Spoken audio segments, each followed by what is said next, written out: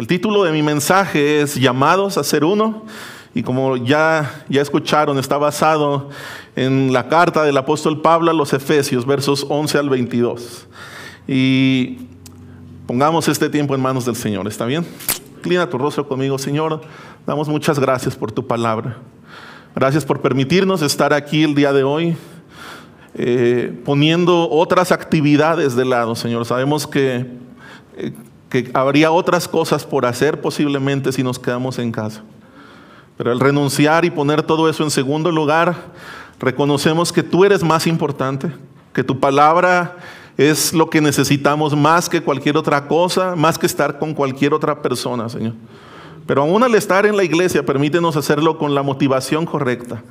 Que todos nuestros sentidos y afectos estén puestos en Cristo, en tu palabra, y que sea esta la que obre en nuestros corazones. Espíritu Santo, aquí cada persona va a escuchar el mismo mensaje, pero tenemos necesidades diferentes, somos personas y familias diferentes. Aplica tú la palabra a la necesidad de cada persona, Señor, desde el más joven hasta el mayor, hombres y mujeres por igual, que ninguno salgamos de la misma manera en cómo llegamos. Lo pedimos en el dulce nombre de nuestro Salvador.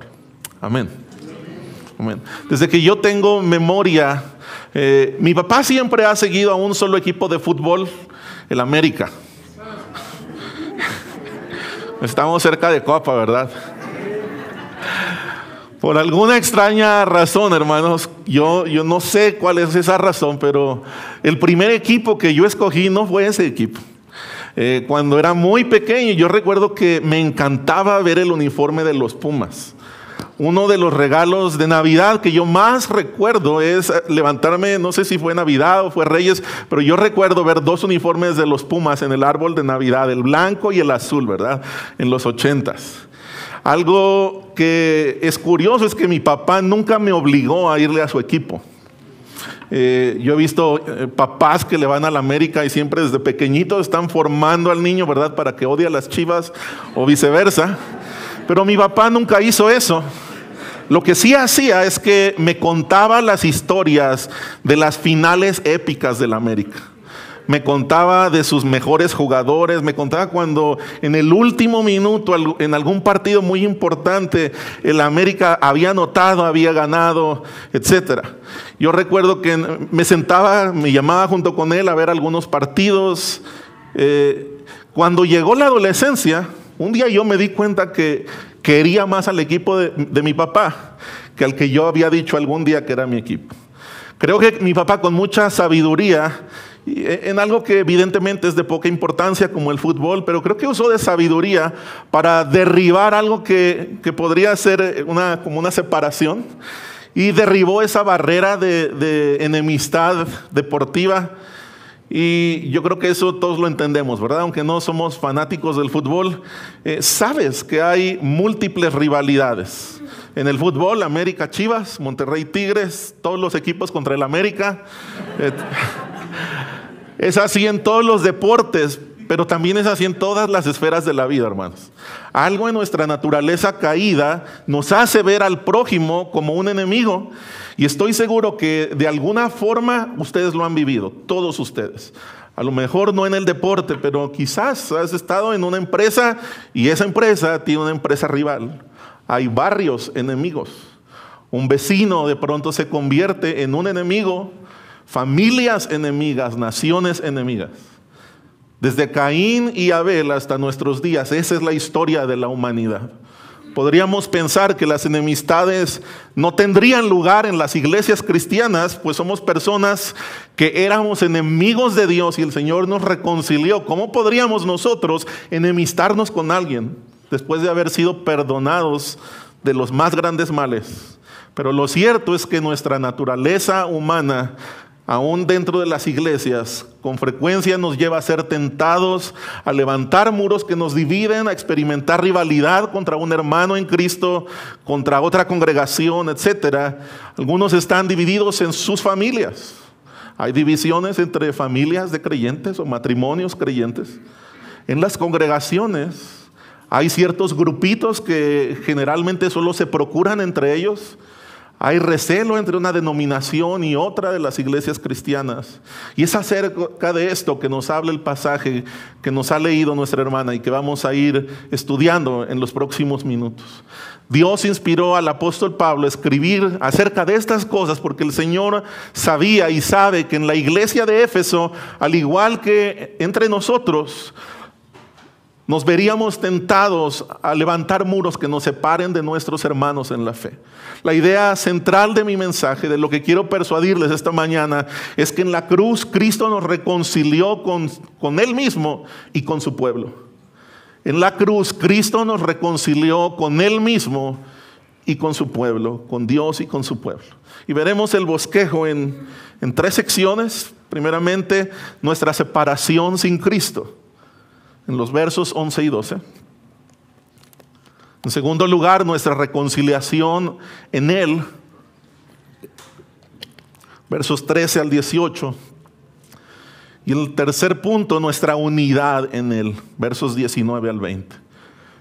Vas a ver que es un pasaje que tiene muchas explicaciones, así que daré la mayor parte de la aplicación que producen estas verdades en nuestras vidas al final de estos 3 puntos. Los primeros versos lo voy a leer en la Biblia de las Américas, que no cambia mucho de la nueva versión de las Américas que ustedes tienen. Recordad pues que en otro tiempo vosotros los gentiles en la carne, llamados sin circuncisión por la tal llamada circuncisión hecha por manos en la carne, recuerden que en ese tiempo estaban separados de Cristo, excluidos de la ciudadanía de Israel, sin tener esperanza y sin Dios en el mundo. Nuestra separación sin Cristo es clara en estos versos, hermanos.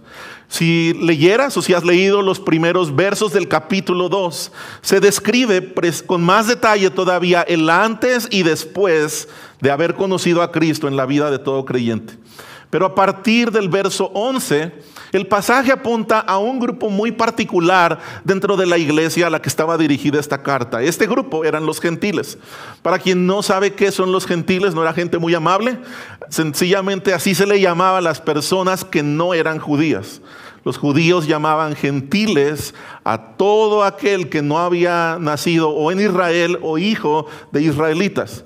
Nosotros le llamamos extranjeros a las personas que no son de nuestro país. Ellos les llamaban gentiles.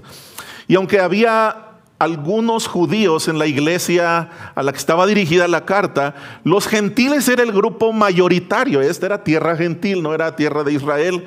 Así que el Señor explica un poco que también los gentiles estaban separados de Dios antes de venir a ser reconciliados con Él. Sin embargo, ellos fueron hechos pueblo de Dios exactamente igual que los judíos una vez que creyeron en Cristo.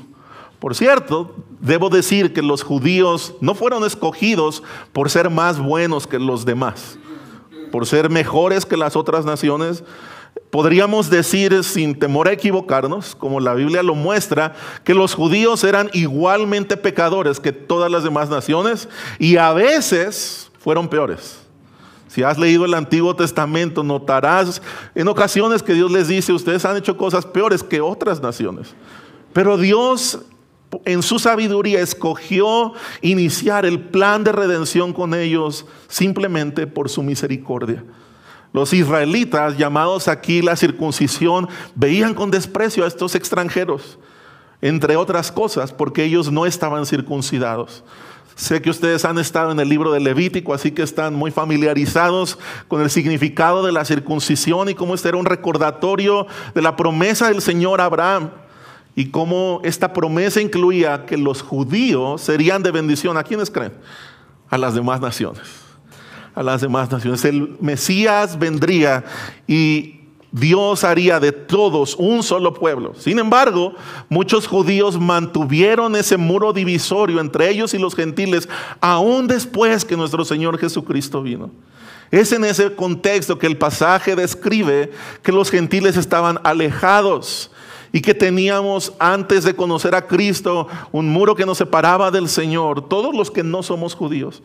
La palabra clave al inicio es sin Cristo. ¿Cuántos estaban así? ¿Sí? Sin la ciudadanía, sin ser pueblo del Señor, sin pactos o sin promesas y finalmente sin esperanza y sin Dios en el mundo. ¿Cuántos estaban así antes de conocer al Señor? Esa era mi condición, hermanos. Es paradójico porque los efesios tenían un montón de deidades, muchos ídolos y dioses, grandes templos, pero no conocían al único Dios verdadero.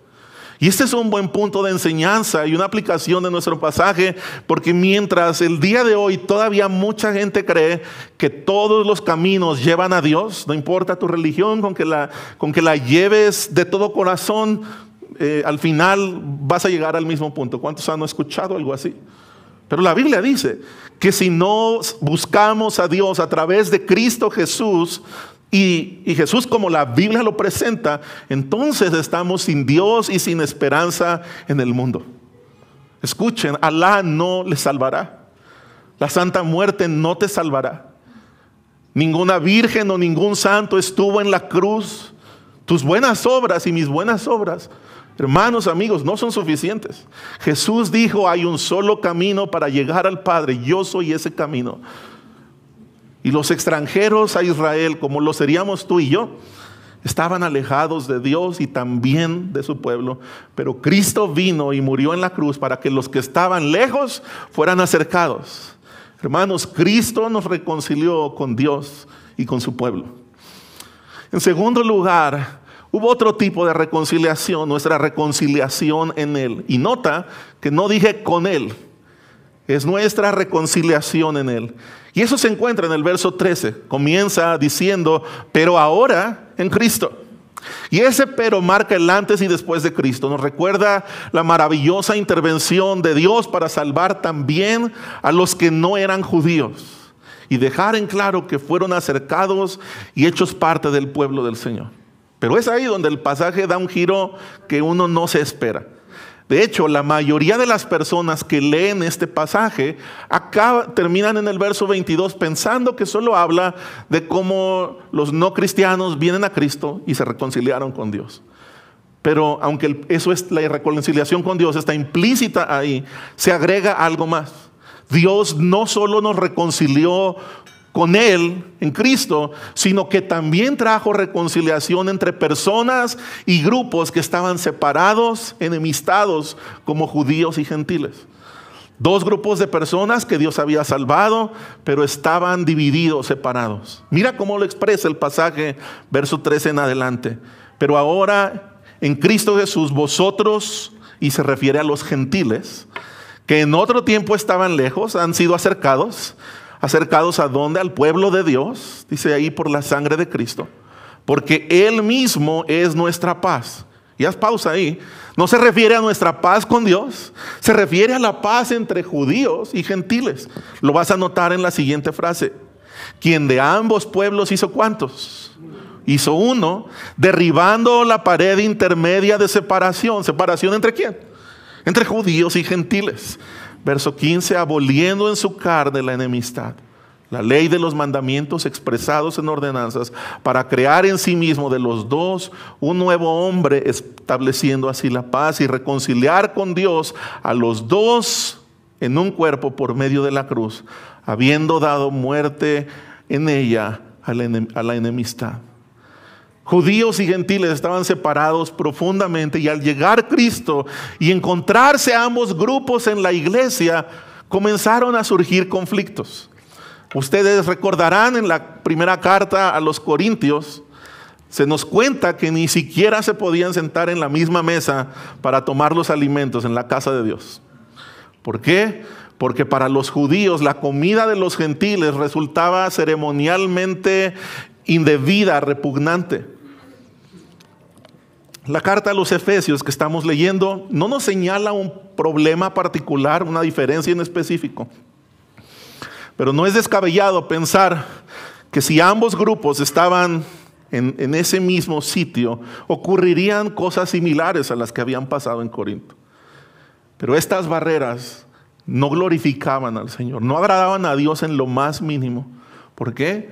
porque ponían sus tradiciones, su cultura, sus preferencias personales por encima de la obra de nuestro Señor y Salvador. Ponían preferencias humanas, gustos humanos, por encima de lo que había costado la sangre y la carne de nuestro Señor en la cruz. El verso 15 expresa con toda claridad que Cristo canceló al costo de su propia carne el reconciliar a aquellos que estaban divididos. El mensaje a los efesios era: hijos míos judíos e hijos míos gentiles, ambos son mi pueblo. Cristo murió de la misma forma por ambos. ¿Cómo podríamos nosotros renegar o despreciar a aquellos que Dios ha hecho sus hijos? Así que si Cristo nos reconcilió en la cruz, lo hizo no solamente con Él, sino también con su pueblo. La Escritura lo muestra con mucha claridad. Y uno pensaría, bueno, eso seguramente ya no sucede. Eso seguramente quedó atrás, quedó en el pasado. Pero yo debo decirles que específicamente esta forma de orgullo judío, de hecho, de tiempo en tiempo, vuelve a levantarse entre el pueblo de Dios. En distintas naciones, en distintas formas. En los últimos 20 años, en nuestra nación y en Latinoamérica, se ha levantado una nueva forma de este orgullo, incluso entre personas que no son judías de nacimiento. Hay ciertos movimientos, ciertas olas donde personas que afirmaban ser cristianos de pronto empiezan a decir que tenemos que guardar ciertas fiestas judías. Debemos de guardar el día del Señor en Shabbat o en sábado. Debemos decir Yeshua en vez de Jesús, porque Yeshua era su nombre judío. Eso entre muchas otras cosas. Y si bien hay personas que han vivido toda su vida en la cultura judía o tienen familiares judíos, y estaría bien si no sería reprobable que ellos por cultura hicieran estas cosas. Hermanos, debemos tener claro que muchas promesas, muchos símbolos del Antiguo Testamento ya se cumplieron en Cristo y por tanto no estamos obligados. No, la Escritura no nos demanda que debamos guardar estas tradiciones. Debemos tener esto claro. Debemos tener claro que el mensaje del Evangelio no es que los gentiles debían hacerse como los judíos, ni los judíos como los gentiles, sino que ambos tenían que ser transformados a la imagen de Cristo. Y además, amar a los que no eran como ellos y vivir con ellos como un solo pueblo. Lo dice el verso 18, porque por medio de Él, los unos y los otros, tenemos nuestra entrada al Padre por un mismo Espíritu. Hermanos, no lo olviden. En la cruz, Cristo nos reconcilió con Dios y con su pueblo. El pasaje termina mostrando nuestra unión en Cristo, una nueva condición de unidad dentro del pueblo de Dios. Versos 19 en adelante. Así pues, ya no son extraños ni extranjeros, sino conciudadanos de los santos y parte de la familia de Dios, edificados sobre el fundamento de los apóstoles y profetas, siendo Cristo Jesús mismo la piedra angular, en quien todo el edificio bien ajustado va creciendo para ser un templo santo en el Señor, en quien también ustedes son juntamente edificados para morada de Dios en el Espíritu. El Señor inspiró a Pablo para ilustrar esta unidad que debe haber entre su pueblo mediante 3 imágenes. Número 1, ciudadanos de su reino, miembros de su familia. Y número 3, piedras que son parte de su templo, de su edificio. Su reino, su familia, su templo. Nuevamente, el énfasis no es solamente nuestra relación con Dios, sino también nuestra relación con aquellos que Dios ha salvado. Hermanos, creo que pocas cosas le han hecho tanto daño a la iglesia moderna como esta falsa idea de que eso es entre tú y Dios nada más. La vida cristiana es entre tú y Dios. Que no te importe lo que digan porque es entre tú y Dios. No, hermanos, la Biblia refleja una verdad mucho más amplia. Hay una parte de la vida cristiana que no podríamos obedecer a menos que estén nuestros hermanos presentes. Hay una parte importantísima de la vida cristiana que es comunitaria, que podemos obedecer al Señor gracias a que tenemos de parte suya una familia con la cual compartir. Es por eso que estos versos no dicen ciudadanos del reino, sino conciudadanos. Somos ciudadanos junto con otros. No dice ustedes son la familia de Dios, sino de la familia de Dios. Son parte de otros. No dice tú eres el templo, sino dice todo el edificio juntamente edificado. Está implícita la idea de que hay otros como nosotros, sin los cuales la obra del Señor está incompleta. Todo el pasaje apunta a mirar con gran aprecio a aquellos que Dios ha salvado, aun cuando son distintos a nosotros, pero que les amamos, les apreciamos, porque Dios ha hecho un solo reino, Dios tiene un solo pueblo, una sola familia, Dios tiene una sola iglesia. Nosotros no solo fuimos reconciliados con Dios, fuimos reconciliados con su pueblo. Así que, ¿qué aplicaciones demandan estas verdades de ti y de mí como parte de la iglesia, como discípulos del Señor? ¿Qué tiene todo esto que ver con nosotros? Podríamos pensar que por no ser judíos o no tener una gran cantidad de judíos o algún judío en la congregación, esto no tiene mucho que ver con nosotros. De hecho, no ha habido muchos amenes, ¿verdad? Porque como que son puras explicaciones que suenan un poco distantes. Pero escuchen, hermanos, aunque no batallamos con el mismo grupo de personas que había la batalla en ese lugar, sí batallamos con el mismo pecado y la misma actitud. La misma actitud que batallaban aquellos hermanos. Los creyentes enfrentamos rivalidades, enemistades. Tenemos dificultad para amar a quienes son distintos a nosotros, aún dentro de la iglesia. Quiero terminar compartiendo con ustedes estas formas en que podemos aplicar las verdades de este pasaje. En primer lugar, número 1, aprecia la obra de Cristo en tus hermanos. Aprecia la obra de Cristo en los demás hermanos. Estoy seguro que si eres un creyente verdadero, tienes en alto valor la obra que Dios ha hecho en ti, que te perdonó de tus pecados, que te está ayudando a vencer tentaciones, que te ha dado una nueva vida, una nueva manera de pensar, de hablar, que está restaurando tu familia y muchas cosas más. ¿Cuántos valoran eso? ¿Verdad que sí? Bueno, debo decirte que deberías apreciar de la misma forma la obra que Dios está haciendo en la persona que está sentado enfrente de ti, atrás de ti, en otro lado del auditorio. Ellos tienen el mismo Salvador, son parte del mismo reino. Tienen las mismas promesas que tú, la misma esperanza, el mismo Dios. No importa cuán distintos son a ti o a mí, van a entrar al mismo cielo que tú y yo. Hay una sola entrada y vamos a entrar por gracia del Señor. Valora la obra que Dios está haciendo y hará en ellos. Pregúntales. Al terminar las reuniones en los tiempos de oración, ¿qué está haciendo el Señor en tu vida? Y alégrate con ellos. Ora por ellos. En segundo lugar, hermanos, aprecien el privilegio de ser parte de la iglesia local. Escuchen, aprecien el privilegio de ser parte de la iglesia local. Vivimos en una cultura sumamente individualista. A lo mejor estás pensando, no, yo no soy individualista. Lo eres. La cultura que te rodea te ha condicionado para que seas así. Me ha condicionado a mí. Hemos sido influenciados, lo querramos o no, para vivir centrados en nosotros mismos y dar poca importancia a los demás. Esa es la razón de por qué hay tantos creyentes cada vez más que piensan que es posible ser cristiano separado de una iglesia local, separado de una iglesia específica, viendo videos en internet, conectándonos por YouTube o por algo así. Pero según lo que la palabra de Dios enseña, estar separado de la iglesia es decirle al Señor: Señor, sí quiero ser un hijo tuyo, pero separado de tu familia. Sí quiero los beneficios de tu reino, pero quiero vivir en el mío. Sí quiero ser edificado por ti, pero no como parte de tu templo. Eso es lo que decimos con nuestras acciones cuando tratamos con desdén la iglesia local. Cuando no tenemos en alta estima lo que el cuerpo de creyentes al que pertenecemos está haciendo o está sufriendo o está emprendiendo. Nosotros fuimos llamados a hacer todas esas cosas junto a ellos.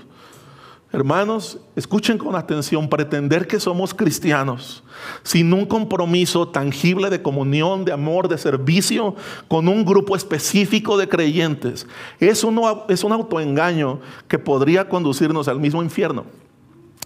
¿Por qué? Porque una de las marcas de un verdadero creyente, una de las primeras señales de un verdadero hijo de Dios, es que ama lo que Dios ama, aborrece lo que Dios aborrece. Y no hay cosa que Dios ame más que su iglesia, sus demás hijos. Dios te está llamando a amar a tu iglesia, a vivir en unidad con tus hermanos. Así que no trates la iglesia local como algo de poca importancia. Tu unión con la iglesia local, y si perteneces a esta, me refiero a esta iglesia local. Si alguien está de visita y tu iglesia local es otra, entonces piensa en esa congregación. Tu unión con la iglesia local es la relación más importante, la relación comunitaria más importante que tienes en esta tierra. El doctor Tony Mérida, un autor y teólogo muy respetable, escribió lo siguiente: la decisión de a qué iglesia te unes, y subrayo que dice, no dice asistes, sino a qué iglesia te unes, es más importante que la escuela de la que te gradúas, más importante que la empresa para la que trabajas o cualquier otra asociación comunitaria que llegues a tener en tu vida. Tremendo. Y pocas veces damos esa importancia a nuestra congregación. ¿Cómo se ve ese compromiso en la práctica? Bueno, en primer lugar, comienza cuando te unes formalmente a la iglesia local. No des por hecho que eres parte solo porque asistes regularmente los domingos por alguna cantidad de meses. No, expresa tu compromiso verbalmente y, si es posible, públicamente a los creyentes que se congregan ahí. Comprométete con ellos públicamente, es una segunda forma. Estoy seguro que si estás considerando, has estado asistiendo, estoy seguro que esta iglesia será feliz de recibirte como miembro si no tienes una. Pero si no es aquí, busca una iglesia sana, únete a ella, afirma tu compromiso con esas personas, y cuando seas parte, también puedes expresar tu compromiso, tu unidad, amando y sirviendo amorosamente a esos hermanos. Ama y sirve amorosamente a tus hermanos. No les estás haciendo un favor, estás amando lo que Dios ama. No estás ayudando a los pastores, estás obedeciendo y recibiendo el privilegio que Dios te ha dado. Vuelvo a decirte, no hay cosa que Dios ame más que su iglesia. Otra cosa que podrías hacer para expresar esa unidad es poner de lado las heridas y las ofensas. Les he dicho que hay enemistades, hay rivalidades. Hay faltas en nuestro carácter que producen consciente o inconscientemente heridas en los que nos rodean. ¿Cuántos esposos hay aquí? Levanten su mano, por favor. ¿Cuántos de ustedes amen a su esposa? No la bajen. No la bajen, porque si mienten el Señor los perdona, pero su esposa no. Bajen su mano. Ahora, ¿cuántos de ustedes han ofendido y herido a su esposa a pesar de que le aman? Yo lo he hecho. De hecho, lastimamos más con frecuencia a quienes más amamos, a quienes están más cerca de nosotros, a quienes más nos han ayudado y alentado. Con frecuencia son a los que más lastimamos. Y no voy a ir grupo por grupo, porque saben que las esposas nos ofenden más a los esposos. Todos lo hemos hecho, hermanos. Los hijos con los padres con los hijos, hermanos, cuñados, suegros, cual sea la relación, hemos ofendido, hemos lastimado. No siempre lo hacemos conscientemente, pero a veces un gesto, a veces una desatención produce una herida y va creando, es como un ladrillo que se va sumando a ese muro divisorio. Hermanos, somos llamados a derribar intencionalmente esas barreras. Si tú has sido reconciliado con Cristo, en Él tienes el poder para derribar esas barreras. Pide perdón. Lo está escribiendo Pablo. Ustedes recordarán que él está preso ahora mismo. Ha estado preso más o menos unos 4 años, un poco menos, quizás un poco más. La razón por qué fue aprehendido es que en Jerusalén, mientras iba al templo a cumplir un voto, fue acusado por algunos de Asia, y no nos dice la escritura de dónde, pero posiblemente eran de Éfeso, o algunos pudieran haber sido de Éfeso. Fue acusado de introducir a un hombre llamado Trófimo a la parte donde no se podía meter gentiles. La acusación era falsa, pero ¿saben de dónde era Trófimo? Era de Éfeso. Así que está preso por 4 años, porque lo acusaron falsamente por juntarse con un hombre precisamente de este lugar. Pablo tendría razones suficientes para no querer a los efesios, o por lo menos para tratar de desmarcarse lo más posible, alejarse de ellos, porque su juicio está en proceso. Pero está aquí escribiéndoles una carta y encima diciéndoles: no tienen por qué mantener un muro, no tienen por qué fabricar una enemistad cada vez mayor. Así que, hermanos de Iglesia Vertical, escuchen la exhortación del Señor: derriben esas enemistades, no construyan una barrera. Pongan de lado aquellas cosas en las que sienten que fueron ofendidos al saber una sola verdad. No es que esa persona ya cambió, no es que esa persona ahora te ama más, no. La verdad que te va a llevar a obedecer esta exhortación es: Cristo te ha reconciliado con Él, pero te llamó a reconciliarte también con su pueblo. Quisiera hablar por un momento a los no cristianos. Con frecuencia las personas no cristianas tienen una de 2 posturas hacia Cristo y hacia la iglesia. Algunos se sienten alejados de la iglesia, quieren mantenerse distantes de ella porque se sienten inmerecedores del perdón de Dios. Y podría haber personas así, con ese sentimiento entre nosotros. ¿Cómo puedo ir ahí a la iglesia a darme golpes de pecho, a cantarle canciones a Dios, cuando yo sé cómo está mi vida? Pero debo decirte que Cristo murió para que los que estábamos lejos, así como yo estuve un día y como quizás estés el día de hoy, Cristo murió para que los que estábamos lejos fuéramos acercados a Él y también a una familia espiritual. El Padre no desea que tú sigas estando lejos.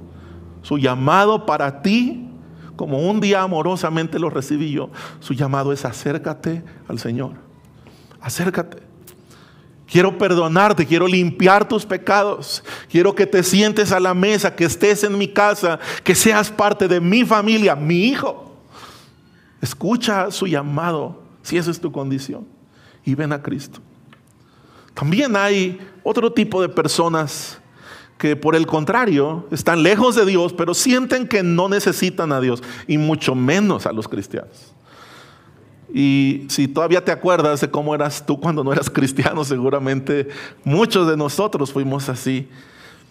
Pero si esa es tu condición el día de hoy, debes saber que a pesar de tu rechazo o incluso de tu odio hacia Dios o hacia la iglesia, hacia la religión, hacia Cristo, etc., aún a pesar de eso, Dios te está buscando y te encontrará.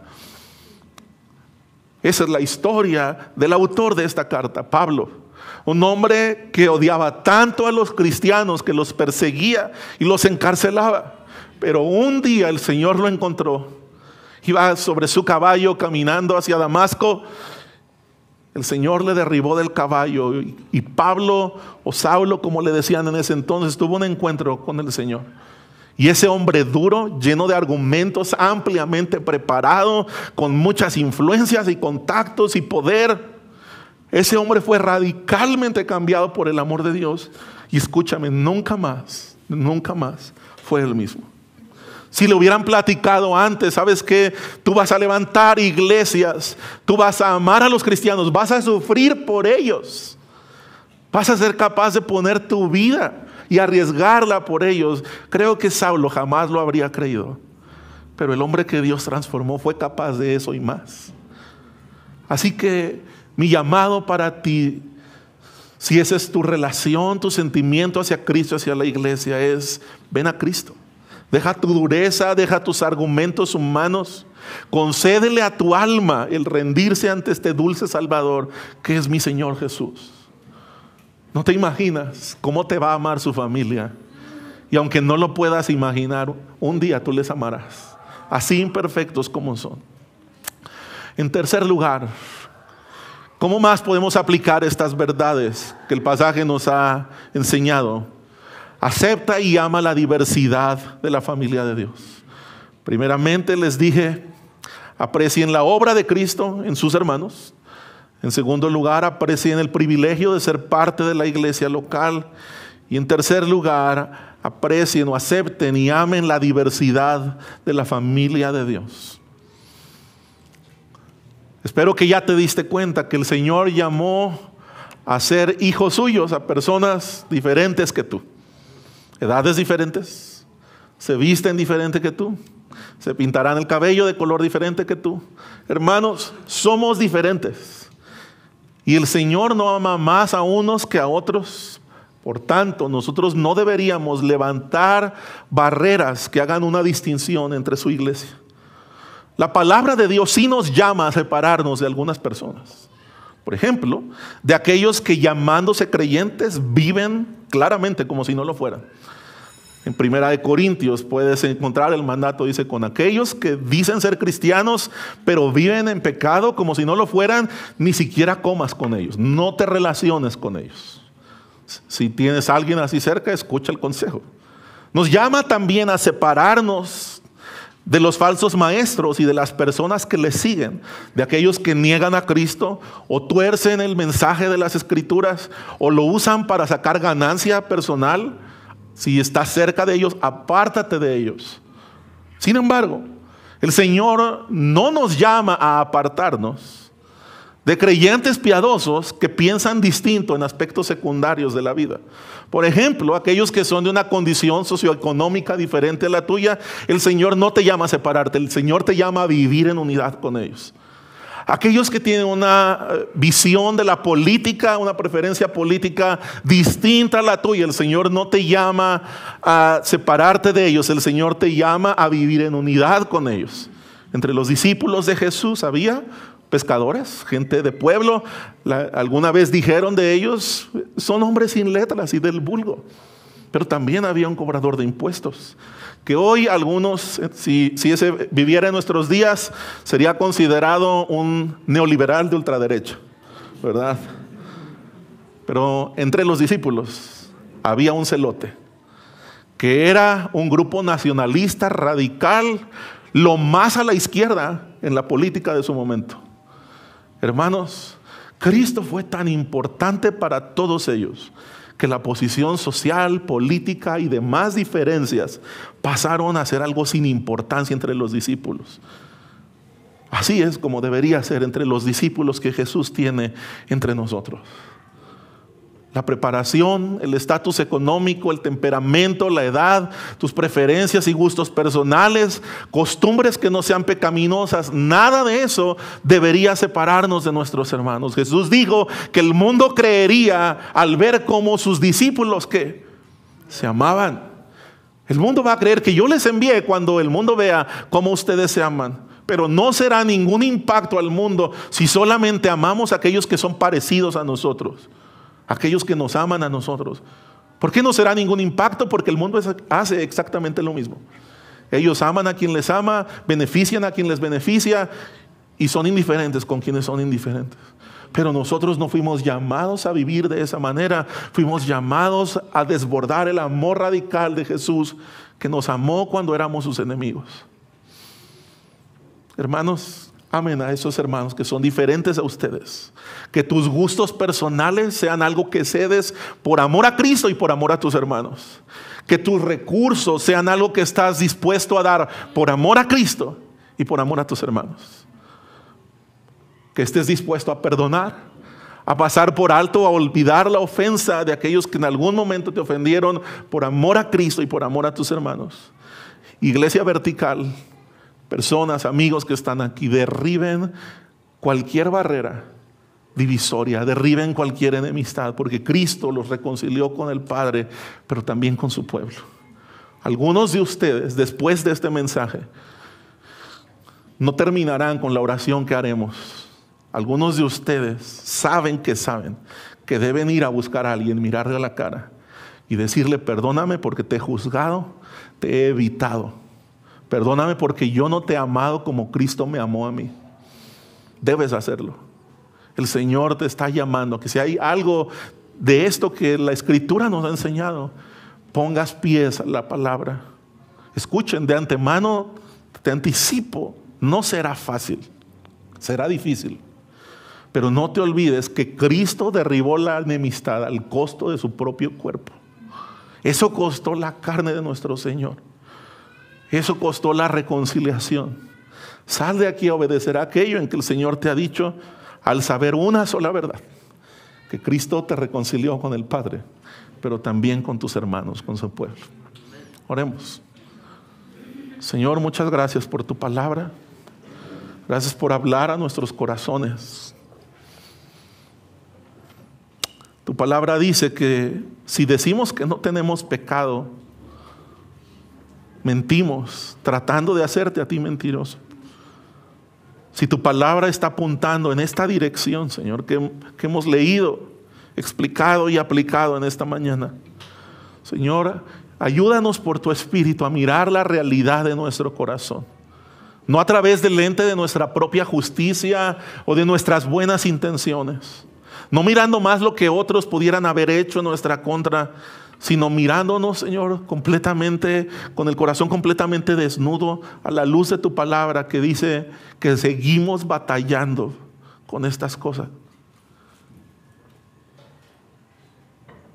Decimos que amamos tu obra y lo que hiciste en la cruz, pero solo lo apreciamos cuando se trata de nosotros, Señor. Perdónanos como iglesia, como tus hijos, porque hemos levantado tantos muros, Señor, que nos hemos acostumbrado a vivir en un laberinto que nos aísla de muchas bendiciones, de muchas personas. Señor, guía a mis hermanos que aún en sus hogares, en sus matrimonios, quizás hay ofensas que se comenzaron a levantar desde hace años, décadas, y que no hemos visto tu gracia como suficiente para derribar eso. Nos hemos acostumbrado a vivir divididos en el hogar. Ayuda a aquellos padres e hijos, Señor, que a lo largo de los años se han ido distanciando. Y por supuesto, en el aspecto principal que tu palabra nos ha indicado dentro de la iglesia, Señor, perdónanos. Perdónanos por la indiferencia, por pensar solamente en nosotros y nuestras necesidades, o nuestras opiniones de cómo debería ser la iglesia, o cómo debería cambiar cierto hermano o hermana. Señor, si la iglesia no es perfecta en ningún lugar, es precisamente por nosotros. Señor, no lo será hasta el día en que seamos recibidos en los cielos y nos unamos eternamente con nuestro Salvador. Mientras ese día llega, permítenos amar a los que amas, servirlos, perdonarlos, derramar nuestra vida, Señor, como tú lo hiciste por nosotros. Que se gasten nuestras fuerzas, que se gasten nuestros recursos en esa iglesia que tú amas, Señor. Afirma a mis hermanos aquí, que puedan echar raíces profundas en la iglesia local. No por las personas, no por el pastor, no por los líderes, porque Cristo nos reconcilió consigo mismo y con la iglesia. Y que al ver eso, Señor, muchos puedan venir a ti. Lo rogamos en el nombre de Jesús. Amén.